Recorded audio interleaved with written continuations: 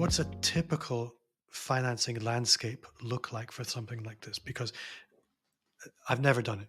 So I have what I would call the daft laddie questions. Do I need to cash flow it? Can I borrow money against it? Does the franchise company arrange some kind of finance for me? Do I need to bring a down payment? So many questions. So what's the answer to the daft laddie question of how do you organize actually buying into a Yep, franchise in a very practical way? yep. It's always gonna take some of one's own cash.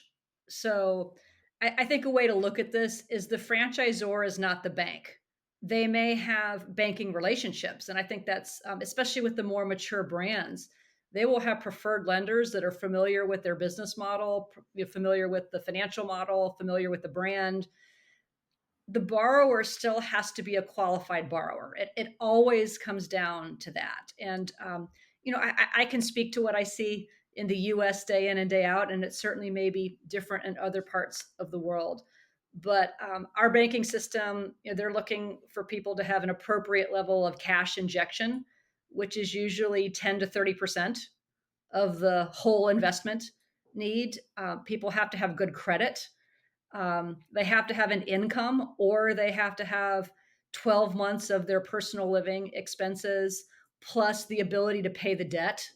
So that means a fairly cash rich person in order Yeah. to qualify for financing if they don't have a provable income already.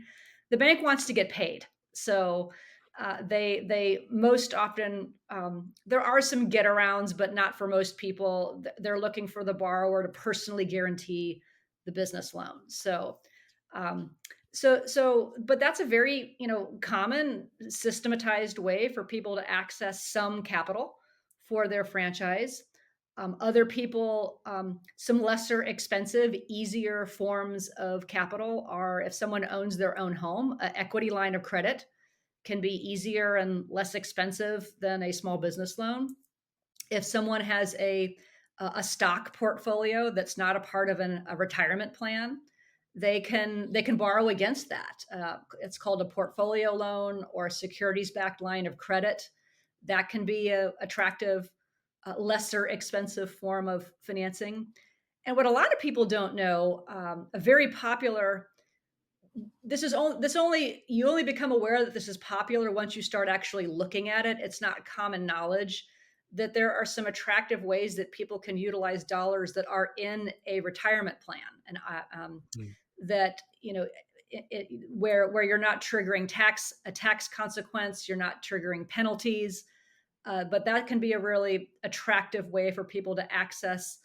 Sometimes that's where they're accessing the cash to get the small business loan. So usually, I mean, there's a variety of ways to go about this. That people are commonly putting together two or three forms of capital, especially if you require a location. Think about a McDonald's or a UPS store. I mean, that is a much more expensive operation than a home-based business. And there are a lot of home-based, there are a lot of franchise models where you don't need the real estate. So the lower the cost it is, people do tend to self-finance.